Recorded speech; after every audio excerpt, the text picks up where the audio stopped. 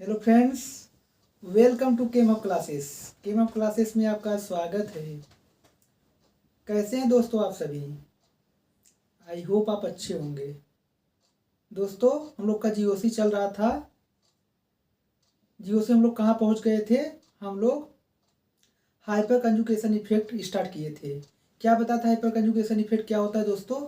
यह एक स्पेशल प्रकार का रेजोनेंस होता है जहाँ पे सिग्मा इलेक्ट्रॉन क्या होता है, डीलोकलाइज करता है। किसमें? या तो एम्प्टी पी ऑर्बिटल में, या तो पार्सली फिल्ड पी ऑर्बिटल में, या तो पाई एंटी बॉन्ड में। ठीक है, आज हम देखेंगे हाइपर कंजुगेशन के टाइप्स। जैसे आपने देखा था इंडक्टिव इफेक्ट दो प्रकार के होते हैं, प्लस आई माइनस आई। फिर रेजोनेंस मेसोमेरिक इफेक्ट देखा, प्लस एम माइनस एम। उसी प्रकार से हाइपर कंजुगेशन इफेक्ट भी क्या होगा आज जो हम लोग देखेंगे, वो भी दो प्रकार के होते हैं, plus H minus H. Hyper conjugation plus H वाले को और माइनस एच को हम लोग या तो माइनस हाइपर कंजुगेशन बोल लो, या उसको हम रिवर्स हाइपर कंजुगेशन बोलते हैं। ठीक है, तो आज का हम लोग लेक्चर स्टार्ट करें उससे पहले हम लोग इस मोटिवेशन लाइन को पढ़ लेते हैं। क्या लिखा है कि हर मेहनत का फल मिलता है, कि हर मेहनत का फल मिलता है, बस धैर्य रखना जरूरी है। कहने का मतलब है, लाइफ में हम जो भी ड्रीम बनाए हैं, जो भी अपना टारगेट फिक्स किए हैं, या किसी चीज़ की तैयारी कर रहे हैं, किसी जॉब के लिए तैयारी कर रहे हैं, और हमारा एक दो बार में नहीं होता है तो हमें अंदर से नेगेटिविटी आती है, हमारा आत्मविश्वास टूटता है कि यार मैंने इतना मेहनत किया फिर भी नहीं हुआ। तो दोस्तों आप ध्यान देना, आपकी एक एक मेहनत का आपको फल मिलने वाला है आगे चल के। आपका एक भी मेहनत खराब नहीं जाएगी, बस आपको धैर्य रखना है। आपका अब आगे जैसी सफलता मिलेगा, आपको हर मेहनत का फल मिलने वाला है, सब जोड़ के मिलता है फल। ठीक है, तो दोस्तों आज का हम लेक्चर स्टार्ट करते हैं।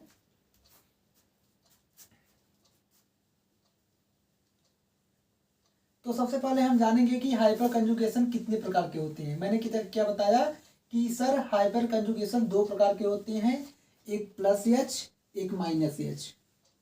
जैसे इंडक्टिव इफेक्ट होता था प्लस आई माइनस आई, मेसोमेरिक इफेक्ट होता था प्लस एम माइनस एम, उसी प्रकार से हाइपर कंजुगेशन भी होता है। ठीक है,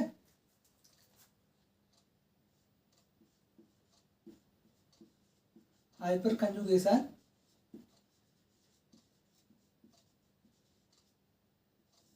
में क्या होता है, एक होता है प्लस एच, इसको ऐसे लिख लो, प्लस एच का मतलब हाइपर कंजुगेशन।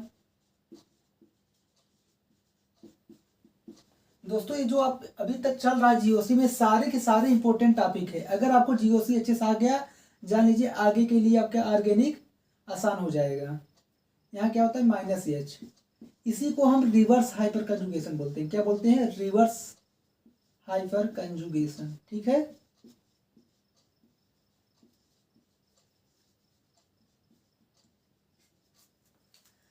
दोस्तों जैसे कार्बोकैटायन हो गया, रेडिकल हो गया। कार्बोकैटायन क्या होता है? 6 इलेक्ट्रॉन स्पेसिस होता है, इलेक्ट्रॉन डेफिशिएंट है, इसके पास क्या होता है एम्प्टी पी ऑर्बिटल होता है। तो क्या करेगा सिग्मा इलेक्ट्रॉन इसके एम्प्टी ऑर्बिटल में क्या करेगा, डीलोकलाइज कर सकता है, मतलब सिग्मा इलेक्ट्रॉन का डीलोकलाइजेशन हो सकता है। ऐसे कार्बन फ्री रेडिकल क्या होता है, 7 इलेक्ट्रॉन स्पेसिस है, 8 इलेक्ट्रॉन इसको करना है, मतलब इलेक्ट्रॉन की कहीं ना कहीं कमी है, तो ये भी इलेक्ट्रॉन डेफिशिएंट हुआ। इसका क्या होता है, पार्सली फिल्ड होता है, इसका पी ऑर्बिटल पार्सली फिल्ड होता है, पार्सली फिल्ड है ना, तो ये भी इलेक्ट्रॉन डेंसिटी ले सकता है। तो इसमें भी इलेक्ट्रॉन का डीलोकलाइजेशन हो जाएगा। कौन सी इलेक्ट्रॉन का? सिग्मा इलेक्ट्रॉन का। ठीक है, तो ये क्या होता है, प्लस एच दिखाते हैं। जैसे मैं पूछूं, मान लीजिए ऐसे है, ठीक है, एक क्या है कार्बोकैटायन है, जाहिर सी बात है क्या होता है 6 इलेक्ट्रॉन स्पेसिस, इलेक्ट्रॉन डेफिशिएंट है, और इसके पास पी ऑर्बिटल तो होगा ही होगा, ऐसे आप बना सकते हो। ठीक है, तो ये क्या है मैं बताया, आप जिस पे जैसे पॉजिटिव चार्ज है, या तो यहाँ मान लीजिए रेडिकल रहा होता, या तो यहाँ कार्बोकैटायन है, तो कार्बोकैटायन है उसको आप जीरो मानो यहाँ से, उसके ठीक एजेसेंट जो भी एटम हो, यहाँ कार्बन है ना, अगर कोई भी एटम हो जो भी हो उसको आप अल्फा मानोगे। तो यहाँ इससे ठीक एजेसेंट वाला एटम कार्बन है तो इसको हम अल्फा बोलेंगे, तो क्या हुआ अल्फा कार्बन हुआ। तो हम देखेंगे सबसे पहले हाइपर कंजुगेशन का कंडीशन क्या था, दो कंडीशन। सबसे पहले कि जो अल्फा कार्बन हो sp3 हाइब्रिडाइजेशन। देखो सबसे पहले कंडीशन क्या है, तो अल्फा कार्बन होना चाहिए। फिर अल्फा कार्बन अगर है तो आपको चेक करना है कि ये sp3 है कि नहीं। जाहिर सी बात है, एक सिग्मा बॉन्ड यहाँ है, 3 H है, 3 सिग्मा बनाए होंगे, 3 सिग्मा बॉन्ड S से आएंगे और एक यहाँ से आएंगे, क्या हो जाएगा 4 सिग्मा बॉन्ड, मतलब ये sp3। मतलब पहला कंडीशन फुलफिल है कि ये अल्फा कार्बन है यहाँ पे और sp3 है। फिर अगला कंडीशन हम लगाते हैं चेक करने के लिए हाइपर कंजुगेशन हुआ कि नहीं, कि अल्फा कार्बन पे H है कि नहीं। सर आपके सामने दिख रहा है कि H है यहाँ पे, तो अल्फा H भी है, तो इसमें मतलब हाइपर कंजुगेशन इफेक्ट लगेगा। ठीक है। अगर मैं सेम चीज को मैं ऐसे पूछूं, यहाँ मान लीजिए H है, यहाँ H है, यहाँ पे CH3 जोड़ दिया। अब मैं पूछूं, आप लोगों को फिर भी लगेगा सर, क्यों? क्योंकि यहाँ अल्फा कार्बन पे H तो है, तो इसमें भी होगा, इसमें भी होगा। अगर मैं फिर से लिखूं, अगर मैं यहाँ CH3 कर देता हूँ, यहाँ भी CH3 ग्रुप लगा देता हूँ, यहाँ H है। अब मैं पूछूं, आप कहोगे सर अब भी लगेगा। मैं पूछूंगा कैसे, आप कहोगे सर देखिए ना अल्फा कार्बन है और हाइब्रिडाइजेशन भी sp3 है और इस पे H एक है, एक तो है, एक तो लगाएगा। अगर मैं अगला केस पूछूं दोस्तों, CH3 यहाँ पे है, यहाँ पे CH3 है, यहाँ पे है। अब बताइए, अल्फा कार्बन है, ठीक है, हाइब्रिडाइजेशन sp3, ये भी सही है। लेकिन आप कहोगे सर यहाँ पे जो अल्फा कार्बन है इस पे डायरेक्टली अटैच कार्बन, एक मिथाइल ग्रुप है, 2 मिथाइल ग्रुप है, 3 मिथाइल ग्रुप है। मतलब अल्फा कार्बन से डायरेक्टली अटैच कार्बन ही है, ये भी डायरेक्टली अटैच है इस अल्फा कार्बन से, ये भी डायरेक्टली अटैच है CH3 ग्रुप है इस कार्बन से, इस कार्बन से। मतलब इस डायरेक्टली अटैच, मतलब जो अल्फा कार्बन है उससे डायरेक्टली अटैच हाइड्रोजन होना चाहिए था, तब तो अल्फा काउंट करेंगे। लेकिन यहाँ पे आपको कहीं भी डायरेक्टली अटैच हाइड्रोजन दिख रहा है? नहीं दिख रहा है। यहाँ पे देखो, इस अल्फा कार्बन से डायरेक्टली अटैच हाइड्रोजन था, यहाँ भी था, यहाँ भी था, तो इस समय अल्फा कार्बन था, अल्फा कार्बन था और डायरेक्टली अटैच हाइड्रोजन, मतलब अल्फा हाइड्रोजन था। इस केस में अल्फा कार्बन तो है, लेकिन इसे डायरेक्टली अटैच हाइड्रोजन ना होकर के क्या है, कार्बन लगा हुआ है, कार्बन। तो यहाँ पे कोई भी अल्फा एच नहीं है, अल्फा एच ही नहीं है, तो खेल खत्म। तो हाइपर कंजुगेशन होगा कैसे? क्योंकि मैं इसमें बताया था क्या होता है, जो ये CH बांड के सिग्मा इलेक्ट्रॉन होते हैं उनका डीलोकलाइजेशन देखने को मिलता है, किसमें? एम्प्टी पी ऑर्बिटल में, या पार्सली फिल्ड पी ऑर्बिटल में, या तो पाई एंटी बॉन्डिंग में। ठीक है, तो इसमें हाइपर कंजुगेशन नहीं लगेगा। समझ में आया? ये सब पॉजिटिव हाइपर कंजुगेशन दिखा रहे थे। अगर मैं यहाँ बात करूँ दोस्तों, ये क्या होता है, रिवर्स हाइपर कंजुगेशन होता है। जैसे मान लीजिए 100 यहाँ पे, ये भी 100, यहाँ भी 100। ठीक है, मान लीजिए X क्या हो, फ्लोरीन हो, क्लोरीन हो, ऐसे ग्रुप लगे हो। ठीक है, अगर आप कहोगे सर यहाँ यहाँ पे भी तो लगेगा, मैं कहूँगा कैसे, कैसे आप कहोगे सर जो CX बांड है इनके बीच का जो सिग्मा इलेक्ट्रॉन है इनका डीलोकलाइजेशन ऐसे करा दीजिए। आप ऐसे कहोगे, मुझे सजेशन दोगे कि सर यहाँ पे क्या है, पाई सिस्टम है तो इसके पाई बांड है, तो पाई एंटी बाइंडिंग है, तो पाई स्टार में ये CX के सिग्मा इलेक्ट्रॉन को डाल दीजिए। अगर आप डालोगे तो आप कहोगे सर कुछ कहानी ऐसे होगा, यहाँ पे नेगेटिव चार्ज आएगा, आप कहोगे सर यहाँ X प्लस आ जाएगा। लेकिन आपने देखा है क्या कभी फ्लोरीन, क्लोरीन, ब्रोमीन, आयोडीन पे प्लस चार्ज होते हुए? नहीं देखा है। ये सब पे हमेशा नेगेटिव आता है मोस्टली। ठीक है, तो मतलब ये तो होने से रहा, ऐसा होगा नहीं। तो मतलब कहीं ना कहीं अगर ऐसा रूल लगता, मतलब रूल क्या हो रहा है हमारा, पॉजिटिव हाइपर कंजुगेशन की तरह अभी मैं देख रहा हूँ। पॉजिटिव हाइपर कंजुगेशन में क्या होता है, सिग्मा इलेक्ट्रॉन का डीलोकलाइजेशन किस में होता है, या तो एमटीपी में होगा, या तो पार्सली फील्ड पी में होगा, या तो पाई स्टार में होगा। तो वही तो मैं करा रहा हूँ, लेकिन ये तो पॉसिबल होगा नहीं, ऐसे होता नहीं है।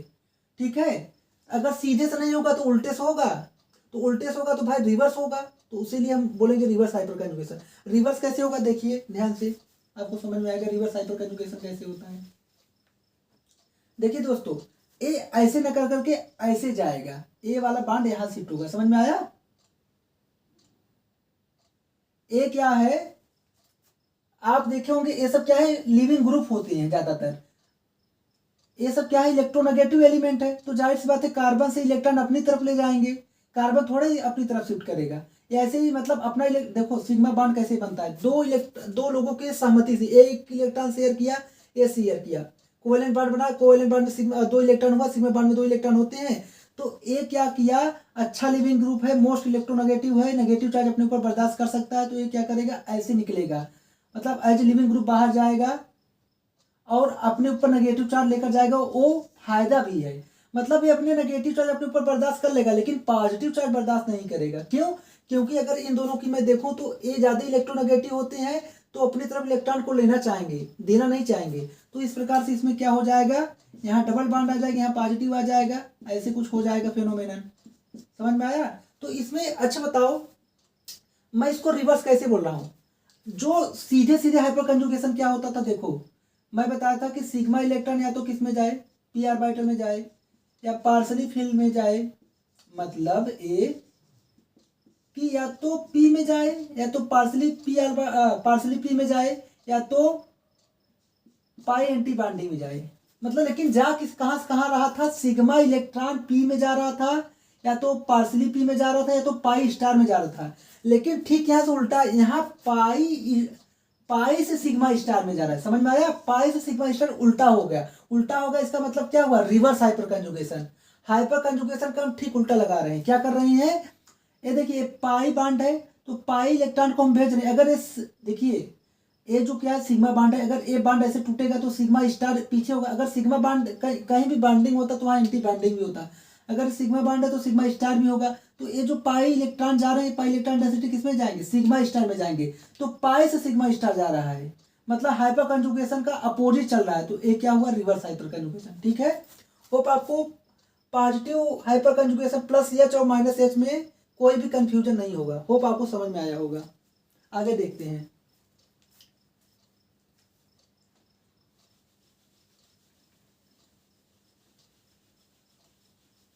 अब हम देखेंगे स्ट्रेंथ ऑफ हाइपर कंजुगेशन।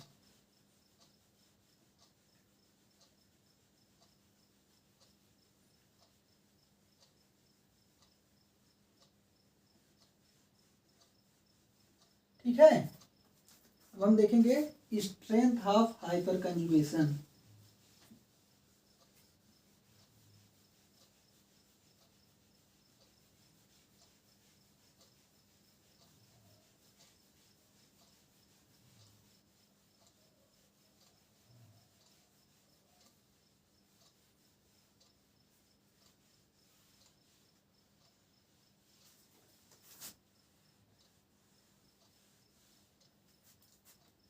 अब हम देखेंगे स्ट्रेंथ ऑफ हाइपर कंजुगेशन।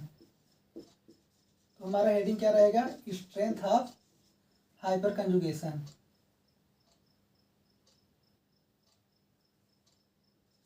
ठीक, तो जैसे आप एग्जांपल देखिए दोस्तों,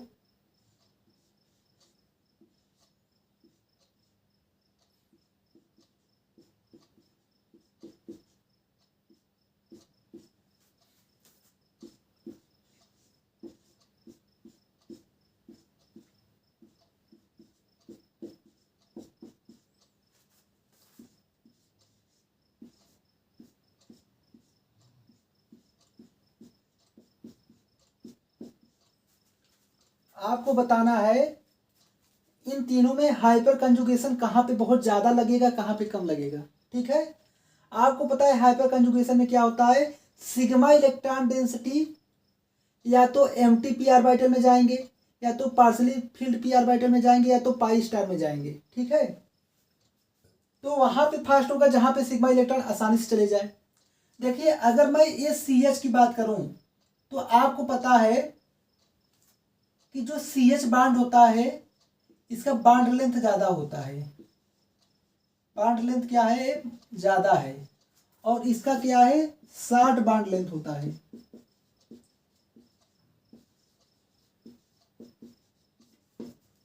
दोस्तों आपने एक कहावत सुनी होगी, एक बड़ी सी लकड़ी हो उसको तोड़ना ज़्यादा आसान होता है, एक छोटा सा लकड़ी उसको तोड़ना मुश्किल होता है। समझ में आया? तो जाहिर सी बात है ये दोनों के बीच क्या है, बहुत ज़्यादा, ये जो सी एच बाड लेंथ है काफ़ी ज़्यादा होता है, और ये जो कार्बन ट्राइटियम का बाड लेंथ है वो छोटा होता है। तो इसको तोड़ना ज़्यादा मुश्किल, ये आसानी से ब्रेक हो जाएगा। तो अगर ये ब्रेक हो जाएगा मतलब ये जो सिग्मा इलेक्ट्रॉन है सी एच के आसानी से क्या हो जाएंगे, ये पाई स्टार में चले जाएंगे, और यहाँ पे काफ़ी मुश्किल है। तो देखेंगे जो ऑर्डर है इनका, तो सबसे वीक ये है, ए वाला बांड सबसे वीक है, सबसे स्ट्रांग ए है, ए बीच वाला है। तो सबसे आसानी से यहाँ पे ए वाला बांड ब्रेक होगा, sigma electron density pi star में जाएंगे, उसके बाद ए वाला जाएगा, लास्ट में ए जाएगा। तो ऑर्डर ए रहा। तो अगर मैं पूछूं कि हाइपर कंजुगेशन का स्ट्रेंथ क्या है, तो आप बताओगे सबसे ज़्यादा यहाँ पे, फिर यहाँ पे, फिर यहाँ पे। मतलब आप ये लिख सकते हो, जो प्लस एच का आर्डर होता है, आप बताओगे सर CH3 सबसे ज़्यादा होता है, फिर CD3 का होता है, फिर C3 पहले CH3 होता है, फिर CD3 होता है, फिर CT3 होता है। समझ में आया? ये प्लस एच का क्या है? इसका रीजन सिंपल है कि ये बॉन्ड लेंथ बहुत ज़्यादा होता, ये बॉन्ड लेंथ छोटा होता है, बॉन्ड लेंथ ज़्यादा होता है। बॉन्ड लेंथ ज़्यादा तो क्या हुआ, ये जो बॉन्ड है वीक है, ये वीक बॉन्ड है, ये थोड़ा स्ट्रांग बॉन्ड कर सकते हो।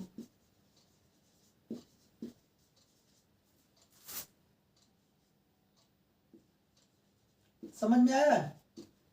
और ये बीच वाला, ठीक है, वो आपको समझ में आया होगा। स्ट्रेंथ, अगर मैं अगले एग्जांपल की बात करूं, यहीं पे देख लो आप,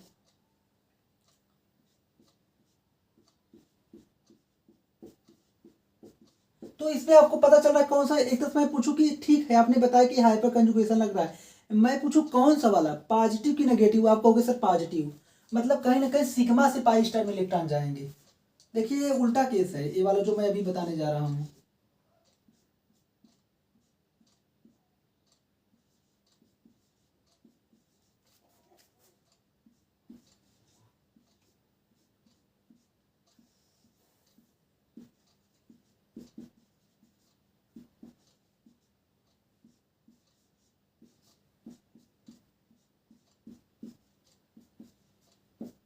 अब बताइएगा, इन चारों में पूछूं कि हाइपर कंजुगेशन का स्ट्रेंथ क्या बताना है।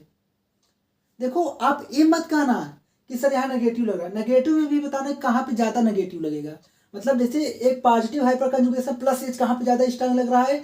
अगर आप कहोगे सर इसमें माइनस एच लगेगा, हाँ ठीक है आपकी बात सही, माइनस एच लगेगा, लेकिन कहाँ पे माइनस एच ज़्यादा लगे, कहाँ पे कम लगेगा, आपको ये बताना है।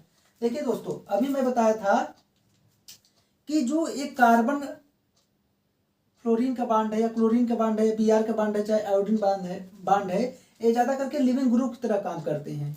तो आप देखोगे ए क्या है, 2p है, ए भी क्या है, 2p है। तो इनके बीच अगर आप देखोगे ओवरलैपिंग इफेक्टिव है, इनके बीच ओवरलैपिंग इफेक्टिव ओवरलैपिंग है। समझ पा रहे हो? इनके बीच ओवरलैपिंग मतलब बहुत अच्छी है। जैसे जैसे इधर से आ रहे हैं, ये क्या हो रहा है, ये तो 2p का है, ये 3p का हो जा रहा है, ये भी 2p का है, कार्बन तो सेमी का है ना, ये 4p हो जा रहा है, यहाँ पे 2p है, यहाँ पे क्या हो रहा है 5p हो जा रहा है। मतलब जैसे जैसे हम इस साइड जा रहे हैं तो क्या हो रहा है, ओवरलैपिंग खराब होती जा रही है, क्योंकि यहाँ 2p का है, या 2p 3p 2p 4p 2p 5p, मतलब साइज कहीं ना कहीं डिफरेंस होता जा रहा है। तो ये क्या है, यहाँ पे सबसे पुअर, वेरी पुअर ओवरलैपिंग आप कहोगे, वेरी पुअर ओवरलैपिंग।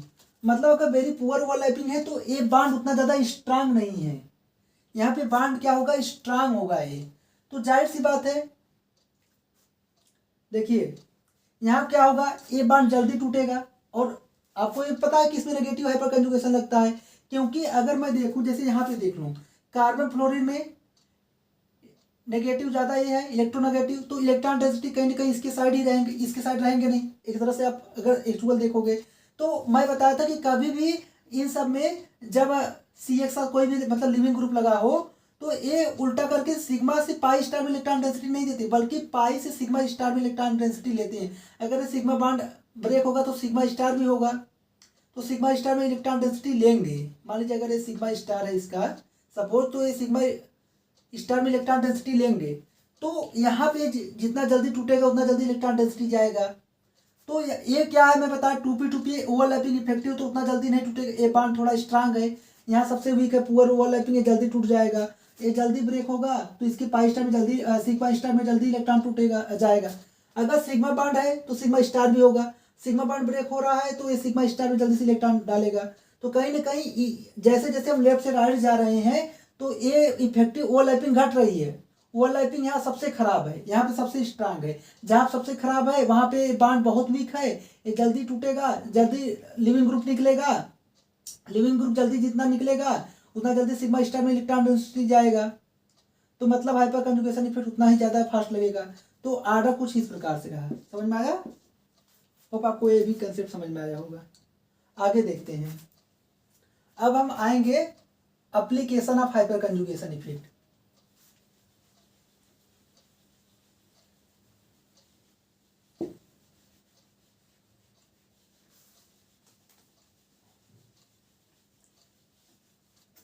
अब हम हाइपर कंजुगेशन इफेक्ट का एप्लीकेशन जानेंगे।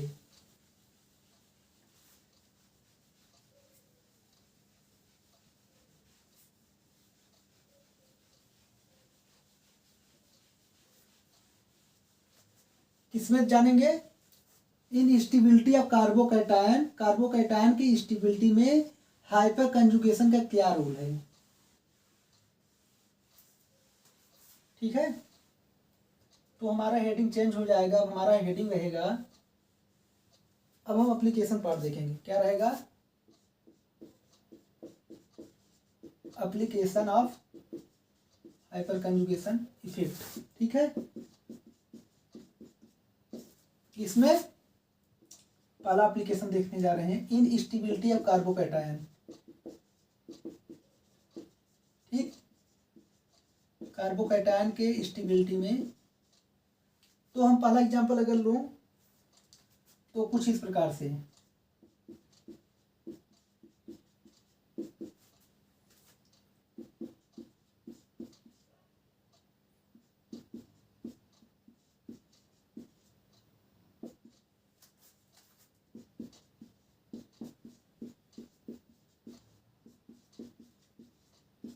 ठीक, अब आपको पहले दूसरे तीसरे में आपको बताना है क्या है, तीनों के तीनों कार्बोकैटायन है। आपको बताना है कार्बोकैटायन कौन सा ज्यादा स्टेबल है, कौन सा सबसे वीक स्टेबल है।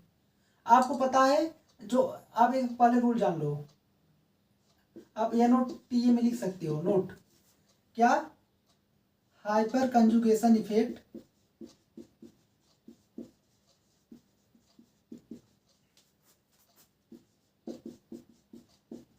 Directly proportional number of alpha hydrogen. Alpha hydrogen ज़्यादा जान लो, हाइपर कंजुगेशन इफेक्ट वहाँ ज़्यादा लगेगा। डायरेक्टली प्रोपोर्शनल होता है किसके? स्टेबिलिटी ऑफ कार्बोकैटायन के। मतलब ए अल्फा हाइड्रोजन ज़्यादा, हाइपर कंजुगेशन इफेक्ट ज़्यादा लगेगा, वहाँ पर हाइपर कंजुगेशन स्ट्रक्चर ज़्यादा बनेगा, वहाँ पे कार्बोकैटायन की स्टेबिलिटी भी ज़्यादा होगी। ठीक है, आप इस रोल को अच्छे से नोट कर लेना। ठीक, तो देखते हैं बारी बारी से। ए क्या है? इसको हम जीरो पोजीशन मानेंगे, तो इससे डायरेक्टली अटैच एटम क्या है? कार्बन, तो उसको हम अल्फा मानेंगे, अल्फा देंगे पोजीशन, तो अल्फा कार्बन हो गया। और अल्फा कार्बन पे कितने एच है? 3 एच है, मतलब यहाँ पे 3 अल्फा एच है। समझ में आया? मतलब यहाँ पे 3 हाइड्रोजन है जिनका हाइपर कंजुगेशन इफेक्ट लगेगा। यहाँ पे इस कार्बन से directly attach carbon, directly attach carbon यहाँ, तो अल्फा अल्फा। आप कहोगे सर यहाँ पे एच है, भाई ये तो जीरो पोजीशन पर रहेगा ना, जिससे पॉजिटिव चार्ज है मैं उसको जीरो काउंट कर रहा हूँ, तो इससे कोई लेना देना नहीं है। अल्फा ए हुआ, अल्फा ए हुआ। हम अल्फा कार्बन पे देखेंगे कि एच कितनी है। यहाँ भी 3 एच है, यहाँ भी 3 एच है, तो यहाँ पे भी 3 अल्फा एच, 3 अल्फा एच, कितने हो गए? 6 अल्फा एच टोटल। यहाँ पे मैं देखूँ 3 यहाँ से, 3 यहाँ से, 3 यहाँ से, कितने हो गए? 9 अल्फा एच। आपको मैंने पहले भी क्लास में बताया था, आज भी मैं बताया कि अल्फा एच कैसे कैलकुलेट करते हैं। आपको कैसे देखना है, जिस भी जैसे इस कार्बन पे क्या है? पॉजिटिव चार्ज है, इसको आप जीरो मान लो। अब उससे एडजेसेंट कार्बन को अल्फा अल्फा अल्फा, इसमें 3 अल्फा कार्बन है, तो हर अल्फा कार्बन पे देख लो हाइड्रोजन कितना है डायरेक्टली अटैच। 3 3 3 6 9 9 हो गया। तो आप देख पा रहे हो जैसे जैसे हम इधर से इधर जा रहे हैं अल्फा हाइड्रोजन बढ़ रहा है। यहाँ पे 3 अल्फा हाइड्रोजन, यहाँ पे 6, यहाँ पे 9। मैं बताया अल्फा हाइड्रोजन ज़्यादा तो हाइपर कंजुगेशन स्ट्रक्चर ज़्यादा बनेगा, और हाइपर कंजुगेशन स्ट्रक्चर ज़्यादा बनेगा तो कार्बोकैटायन की स्टेबिलिटी ज़्यादा मिलेगी। कहने का मतलब है यहाँ पे इस कार्बोकैटायन को, इसकी जो एम्प्टी ऑर्बिटल है, इस कार्बन के जो एम्प्टी ऑर्बिटल उसको 9 के इलेक्ट्रॉन डेंसिटी मिल रही है। समझ में आया? इसमें 9 हाइड्रोजन से इलेक्ट्रॉन डेंसिटी मिल पा रही है। इसमें देखोगे आपको 6 CH बांड की इलेक्ट्रॉन डेंसिटी मिल पा रहा है। मतलब CH के जो सिग्मा इलेक्ट्रॉन है कि 6 सिग्मा इलेक्ट्रॉन से डेंसिटी मिल पा रहा है। यहाँ पे 3 सिग्मा इलेक्ट्रॉन डेंसिटी मिल पा रही है इस कार्बोकैटायन को। समझ में आया? मतलब जो p ऑर्बिटल है इसको यहाँ पे 9 CH सिग्मा इलेक्ट्रॉन डेंसिटी मिल पा रहा है। यहाँ पे 6 सिग्मा इलेक्ट्रॉन डेंसिटी मिल पा रहा है, यहाँ पे 3 मिल पा रहा है। मतलब जहाँ पे ज़्यादा भाई यहाँ ज़्यादा इसको इलेक्ट्रॉन की कमी थी, यहाँ पे सबसे ज़्यादा पूर्ति मिल पा रही है, सबसे ज़्यादा इलेक्ट्रॉन डेंसिटी मिल पा रहा है, तो स्टेबिलिटी भी क्या होगी, ज़्यादा। होप आपको ये समझ में आया होगा। आगे देखते हैं। अब हम देखेंगे ब्रिज हाइड्रोकार्बन। बहुत वेरी वेरी इंपॉर्टेंट कंसेप्ट है। इस टॉपिक से जरूर 1-2 क्वेश्चन हमेशा कंपटीशन में आते हैं, चाहे जेई हो चाहे नीट हो, आईटी जैम में भी आते हैं। ठीक है, इसमें आपका जो भी कंसेप्ट है सब इंपॉर्टेंट चल रहे हैं। तो हम देखेंगे ब्रिज हेड कार्बन। ठीक है, आप हाइड्रोकार्बन जानो सीधा, क्योंकि हाइड्रोजन और कार्बन ही रहेगा। देखिए, इससे पहले आपको 3 चीज में डिफरेंस पता करना है। जैसे देखिए, आपको ये पता होना चाहिए, मान लीजिए ऐसे मिला देते हैं। ठीक है, ब्रिज हाइड्रोकार्बन जानने से पहले आपको 3 चीज पता होना चाहिए। या ब्रिज आप जान लो, ब्रिज सिस्टम क्या होता है, फ्यूज सिस्टम क्या होता है, और स्पायरो सिस्टम क्या होता है। इन तीनों के बीच आपको अच्छे से डिफरेंस पता होना चाहिए। ठीक है,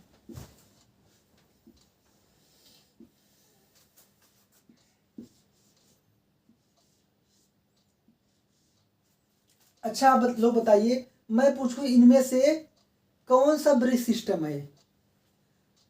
जो स्टूडेंट पहले से मान लीजिए थोड़ा बहुत जानकारी होगा तो बता सकते, नहीं तो आपके लिए एक नया कंसेप्ट है। देखिए ध्यान से, देखिए ये क्या है, स्पायरो कंपाउंड है। क्या है, स्पायरो कंपाउंड। स्पायरो कंपाउंड को पहचानने का तरीका क्या है, आप देखोगे ये, अगर मैं ये पूरे रिंग की बात करूं इतना, और मैं इतना रिंग की बात करूं, तो ये दोनों रिंग सिर्फ और सिर्फ एक कार्बन एटम शेयर कर रहे हैं, सिंगल कार्बन एटम से कनेक्टेड है। देखिए ये जो कार्बन एटम है, अगर मैं इस रिंग की बात करूं, पूरे में आ रहा है एक कार्बन एटम। अगर मैं इस रिंग की बात करूं, मतलब इस रिंग का भी ये पार्ट है कार्बन, इस रिंग का भी पार्ट है। मतलब ये जो है सिंगल एटम क्या कर रहा है, दोनों के बीच आ रहा है। मतलब ये दोनों रिंग क्या हुए हैं, एक सिंगल एटम से कनेक्टेड है। समझ में आया। स्पायरो कंपाउंड कभी भी देखोगे, चाहे जितने भी मतलब टाइप के दे दे, अब उसमें एक चीज पकड़ना कि उसमें जो भी रिंग होंगी वो एक सिंगल एटम से अटैच होंगी। किससे, सिंगल एटम। देखिए ये वाला रिंग और एक 6 मेंबर रिंग है, मान लीजिए क्या है, 6 मेंबर रिंग, एक 5 मेंबर रिंग। ये दोनों रिंग एक सिंगल एटम से कनेक्टेड है, ओनली सिंगल एटम से। ठीक है, और ये क्या है, फ्यूज्ड सिस्टम है। क्या है, फ्यूज सिस्टम। कैसे पता करोगे, आप देखोगे चाहे मैं इस रिंग की बात करूं ऐसे पूरा, या ऐसे बात करूं, ये वाला जो कॉमन बॉन्ड है ये दोनों में कॉमन आ रहा है। ये जो आप देख रहे हो बॉन्ड आ रहा है, ये अगर आप इस रिंग को कंसीडर करोगे तो भी ये बॉन्ड आ रहा है, इस रिंग को कंसीडर करोगे तो भी ये बॉन्ड आ रहा है। मतलब ये आप इसको बॉन्ड ना बोलो, आप इसको साइड बोल लो। साइड, ये जो साइड आ रहा है, जैसे ऐसे कुछ है, आप इसको साइड मान लो, ए भी साइड है, ए भी साइड है, ए भी साइड है। तो इसमें देखोगे ए वाला जो साइड है, इस वाले में भी आ रहा है, इस वाले में भी आ रहा है। तो आप देखोगे फ्यूज सिस्टम जो भी रहेगा उसमें आप हमेशा एक चीज कॉमन रहेगा। क्या देखोगे, उसमें हमेशा एक कॉमन बॉन्ड शेयर होगा। क्या होगा, कॉमन बॉन्ड क्या हो रहा है, दोनों के बीच शेयर हो रहा है। इसमें क्या है, आप इसमें देखोगे जो ये देखो, यही है हमारा जिसे हमें पढ़ना है, ये क्या है, ब्रिज सिस्टम है। तो इसमें क्या देखोगे, इन दोनों के बीच में कम से कम 2 या 3 एटम, कम से कम 3 एटम शेयर होते हैं। देखो इसको भी आप ब्रिज हेड बोलोगे। क्या बोलोगे, ब्रिज हेड पोजीशन। क्या बोलोगे, ब्रिज हेड पोजीशन। इसको भी क्या बोलोगे, ब्रिज हेड पोजीशन। ठीक है, ये सब क्या है, ब्रिज हेड पोजीशन। अगर मैं पूछूं ब्रिज हेड पोजीशन पे क्या है, कार्बन ही है ना, ये भी कार्बन है, तो आप इसको ब्रिज हेड कार्बन भी बोल सकते हो। तो अगर मैं बात करूं यहां से 1 2 3 4 5, तो अगर मैं देखूंगा 1 2 3 4 5, ठीक है, मतलब एक तरह से एक एटम यहाँ पे, एक एटम यहाँ पे, एक एटम यहाँ पे, ये 3 एटम आप काउंट कर ली। मतलब 1 वाला, 5 वाला, 4 वाला। अगर मैं यहाँ से काउंट करूँ 1 2 3 4 5, मतलब ये 1 5 4 इस वाले रिंग में भी आ रहा है और इस वाले रिंग में आ रहा है। कहने मतलब है आप यहाँ से 1 2 3 4 5, अगर आप ऐसे पूरा काउंट कर लो चाहे ऐसे पूरा काउंट कर लो, मतलब ये दोनों रिंग में जो ये 3 एटम आ रहे हैं वो कॉमन आ रहे हैं। मतलब ब्रिज हेड सिस्टम या जो ब्रिज सिस्टम का पहचान ये है कि इसमें 3 या 3 से अधिक एटम क्या होते हैं, शेयर होते हैं दोनों के बीच। इस रिंग को कंसीडर करोगे 5 मेंबर को तो भी ये तीनों आ रहे हैं, इसमें भी आ रहे हैं। समझ में आया? ये है डिफरेंस। आपको फ्यूज सिस्टम समझ में आ गया, स्पायरो समझ में आ गया और ब्रिज सिस्टम समझ में आ गया। होप आपको आगे कोई कंफ्यूजन नहीं होगा। हम क्वेश्चन देखते हैं, ठीक है।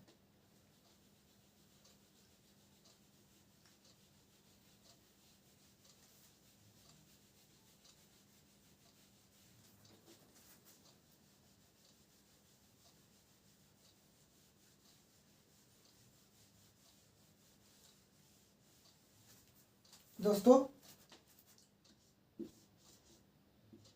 ठीक, मान लीजिए कार्बोकैटायन यहाँ पे है,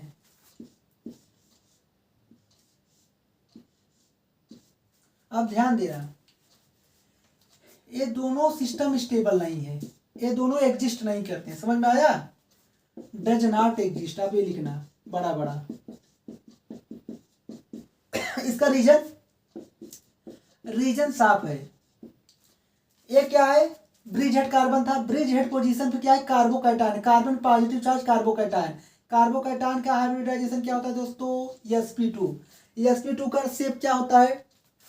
sp2 का ट्राइगोनल प्लेनर होता है, ठीक है।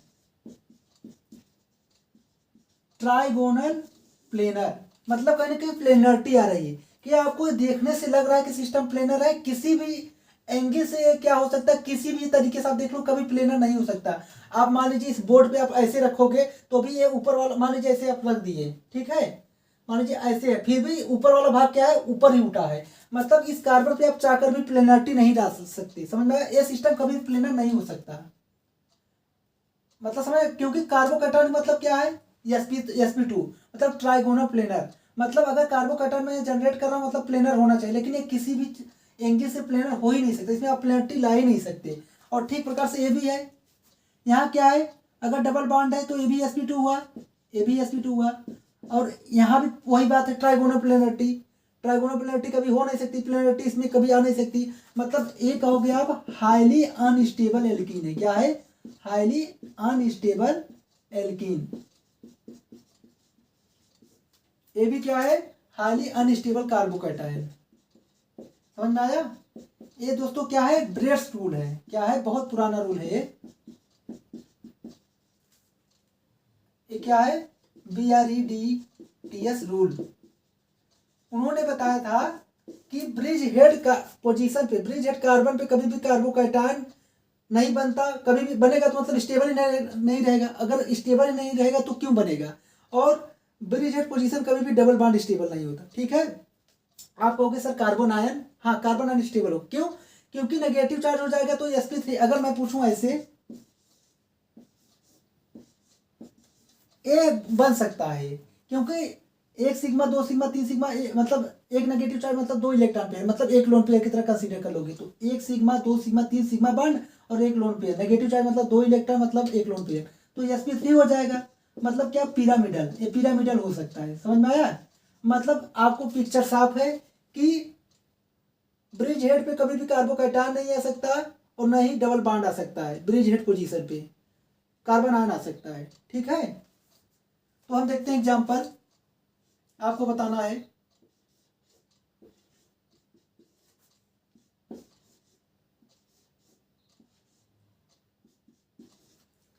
आपको बताना है कि इसमें से कौन सा कार्बोकैटायन स्टेबल है।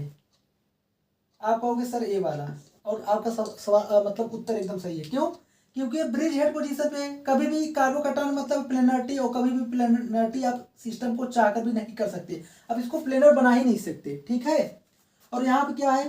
अल्फा कार्बन है, एक एच यहाँ पे, एक एच यहाँ पे, 2 अल्फा एच यहाँ से हो गया। आप कहोगे सर एक एच यहाँ पे है, नहीं है। आप इसको एच में काउंट मत करना है, ये इनएक्टिव हाइड्रोजन है। आप इसको अल्फा एच मत काउंट कर लेना है। क्यों? मैं बता रहा हूँ। इनएक्टिव एच मतलब अल्फा एच का मतलब क्या है? आप हाइपर कंजुगेशन इफेक्ट कंसीडर करोगे। क्या आप हाइपर कंजुगेशन इफेक्ट लगाओ, क्या करोगे? आप इसका जो पी ऑर्बिटल है, सपोज मान लीजिए पी ऑर्बिटल है, क्या आप करोगे? सिग्मा इलेक्ट्रॉन डेंसिटी को इसमें ट्रांसफर करोगे। क्या आप सिग्मा इलेक्ट्रॉन का डिलोकलाइजेशन करोगे? मतलब कहीं ना कहीं डबल बॉन्ड बनाओगे। फिर से वही बात आ गई, अभी ब्रेड्स रूल बोला कि यहाँ डबल बॉन्ड स्टेबल नहीं होता ब्रिज हेड पोजीशन पे, तो मतलब ये हाइड्रोजन बिना काम का है, निकम्मा है, मतलब ये इनएक्टिव हाइड्रोजन है। एक्टिव हाइड्रोजन है अल्फा हाइड्रोजन कितना है 2, तो मतलब यहाँ पे हाइपर कंजुगेशन इफेक्ट लगा के इसलिए स्टेबलाइजेशन मिलेगा, इसलिए ज़्यादा स्टेबल है। समझ में आया? आगे देखते हैं।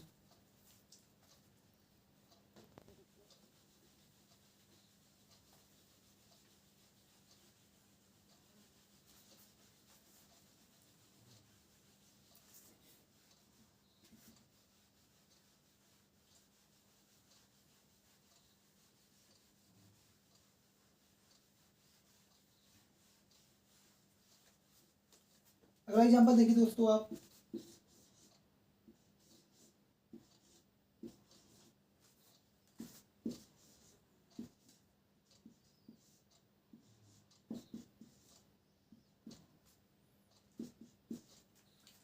क्या इसमें ये जो लोन पेयर है, मैं पूछूं नेगेटिव चार्ज का मतलब आप 2 इलेक्ट्रॉन मान लो, 2 इलेक्ट्रॉन पेयर को हम एक लोन पेयर बोलते हैं, क्या ये नेगेटिव चार्ज डीलोकलाइज होगा? क्या नाइट्रोजन का लोन पेयर मतलब रेजोनेंस में जा रहा है? आप कहोगे सर नहीं, और आपका सवाल बिल्कुल सही। अगर आप करोगे, आप ऐसा सिस्टम बना ले जाओगे जबरदस्ती का, वो बनेगा ही नहीं, स्टेबल ही नहीं है। अभी मैं सिस्टम बात किया कि ब्रिज हेड पोजीशन पे कभी भी डबल बॉन्ड नहीं बन सकता, और यहाँ पे भी आप ऐसे कराने जाओगे फिर से वही बात आ जाएगी। ठीक है, तो ये दोनों नहीं हो सकता, मतलब ये भी लोन पेयर क्या है, लोकलाइज्ड है। समझ में आया? और यहाँ पे भी जो नेगेटिव चार्ज है लोकलाइज्ड है। समझ में आया? होप आपको समझ में आया होगा। आगे देखते हैं।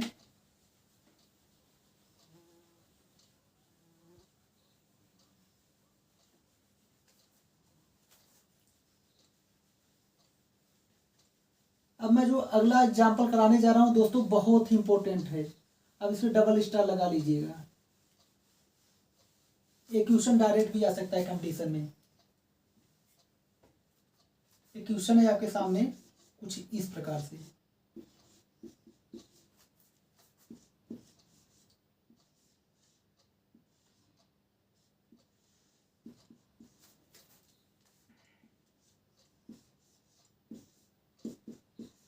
आपको बताना है इन तीनों में कार्बोकैटायन कौन ज़्यादा स्टेबल है। स्टेबिलिटी ऑर्डर ऑफ कार्बोकैटायन आपको अरेंज करना है। आप कहोगे सर यहाँ पे ब्रिज हेड पे कार्बोकैटायन है, ब्रिज हेड पोजीशन पे यहाँ पे भी है, लेकिन इन दोनों में आपको कुछ अंतर लग रहा है। आप कहोगे हाँ जी सर। मैं कहूँगा कैसे? देखिए सर, इन दोनों जो ब्रिज हेड कार्बन बोलो या ब्रिज हेड पोजीशन के बीच में सिर्फ एक एटम है यहाँ पे, इन दोनों को एक ही एटम मिला रहा है। ठीक है, एक एटम यहाँ भी जा रहा है, यहाँ भी जा रहा है, लेकिन इन दोनों के ब्रिज हेड पोजीशन में अगर मैं यहाँ से यहाँ आऊँ तो मुझे 2 एटम से होकर आना पड़ेगा। यहाँ से यहाँ पहुँचने के लिए सिर्फ एक एटम के पास जाना पड़ेगा। यहाँ से यहाँ मैं आ सकता हूँ, सिर्फ एक एटम का फेस करना पड़ेगा। यहाँ पे मुझे 2 एटम को फेस करते हुए आना पड़ेगा, मतलब 2 एटम। यहाँ नंबर ऑफ एटम ज़्यादा है। नंबर एटम ज़्यादा होने से क्या होता है, सिस्टम कहीं ना कहीं थोड़ा बहुत फ्लेक्सिबल हो जाता है। तो कहीं ना कहीं यहाँ पे कार्बोकैटायन थोड़ा बहुत स्टेबल हो जाता है, यहाँ पे अनस्टेबल है। ठीक है,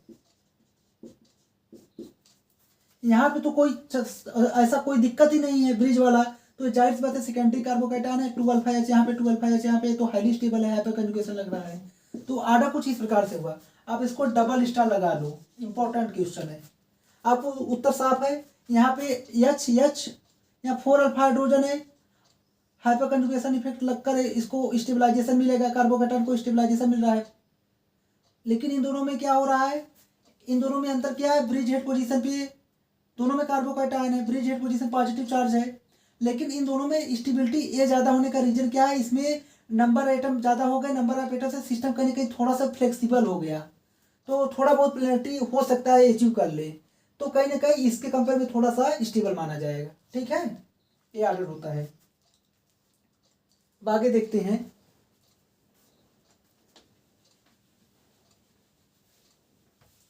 ये वाला हमारा सिस्टम हुआ कंप्लीट। अब हम देखेंगे rate of dehydration of alcohol, कि उसमें हाइपर कंजुगेशन कैसे रेट को इन्फ्लुएंस करता है, मतलब रेट को कैसे अफेक्ट करता है। Rate of dehydration of alcohol, ठीक है। मान लीजिए दोस्तों एक यहाँ पे OH है, एक यहाँ पे है, ठीक है। यहाँ पे मान लीजिए H प्लस डाला गया, यहाँ पे डाला गया। आप कहोगे सर इसके पास क्या है, लोन पेयर है और यहाँ पे H प्लस है, H प्लस इसको एक्टिवेट कर देगा ऐसे, तो क्या हो जाएगा, OH2 प्लस बना लेगा। यहाँ पे भी यही होगा, सेम कहानी। आप कहोगे सर अब आगे क्या होगा, OH2 as a good leaving group बाहर जाएगा, यहाँ पे भी बाहर जाएगा, तो क्या बन जाएगा, पॉजिटिव चार्ज। यहाँ पे क्या बन जाएगा, ऐसे पॉजिटिव चार्ज। आप कहोगे जो देखो यहाँ से यहाँ जो फिनोमेनन हुआ, यहाँ से यहाँ जो फिनोमेनन हुआ इसी पर रेट डिपेंड करता है। एक फिनोमेनन क्या होता है, स्लोवेस्ट स्टेप होता है, रेट डिटरमाइनिंग स्टेप होता है, ठीक है। Slowest step rate determining step होता है, मतलब यहाँ से यहाँ जो कार्बोकैटायन का जनरेशन हुआ यहाँ से यहाँ, इसी पर रेट डिपेंड करता है, ठीक है। तो देखिए यहाँ से जब OH2 as a living group बाहर गया, एक कार्बोकैटायन का फॉर्मेशन हुआ, यहाँ पे ये हुआ। आप देखिएगा, अब मैं पूछूं कि इसमें से कार्बोकैटायन कौन सा ज़्यादा स्टेबल है, आप कहोगे सर अल्फा कार्बन, यहाँ पे 1H 2H 3H, यहाँ पे 1H 2H 3H, जाहिर सी बात है भाई ये CH3 है, CH3 है, तो यहाँ पे 6 अल्फा H है, मतलब 6 अल्फा H का हाइपर कंजुगेशन इफेक्ट लगेगा। तो यहाँ पे देखेंगे सर अल्फा कार्बन यही है, यहाँ पे 2 ही H है, तो यहाँ पे 2 अल्फा H है। पिक्चर आपके पास साफ है। मोर नंबर ऑफ अल्फा हाइड्रोजन, जितना अल्फा H ज़्यादा होगा उतना ज़्यादा हाइपर कंजुगेशन स्ट्रक्चर बनेगा, और जितना ज़्यादा हाइपर कंजुगेशन स्ट्रक्चर बनेगा उतना ही ज़्यादा कार्बोकैटायन को स्टेबिलिटी मिलेगी। तो कार्बोकैटायन की स्टेबिलिटी यहाँ पे ज़्यादा है कि वहाँ पे, यहाँ पे ज़्यादा है, क्योंकि यहाँ पे सोचो यहाँ पे 6 कार्बन H के सिग्मा इलेक्ट्रॉन का इलेक्ट्रॉन डेंसिटी मिल पा रहा है। यहाँ पे 6 का जैसे देखिए एक कार्बन H, एक कार्बन यहाँ पे 3 सिग्मा, इस CH का सिग्मा इलेक्ट्रॉन डेंसिटी, इस CH का, इस CH का, ऐसे यहाँ पे मतलब 6 सिग्मा इलेक्ट्रॉन डेंसिटी मिल पा रहा है यहाँ पे इस कार्बोकैटायन के, मतलब MT p ऑर्बिटल में 6 सिग्मा इलेक्ट्रॉन डेंसिटी मिल पा रहा है। यहाँ पे इस MT p ऑर्बिटल में सिर्फ 2 सिग्मा इलेक्ट्रॉन डेंसिटी मिल पा रहा है। भाई इलेक्ट्रॉन डेंसिटी कहाँ पे ज़्यादा मिल पा रहा है, वहाँ पे सिस्टम ज़्यादा खुश होगा, ज़्यादा स्टेबल होगा यहाँ पे। तो जाहिर सी बात है इसका रेट फास्ट होगा, K1 और K2 मैं मान लूँ तो उत्तर क्या आया, K1 is faster than K2। समझ में आया। अब हम आगे देखते हैं।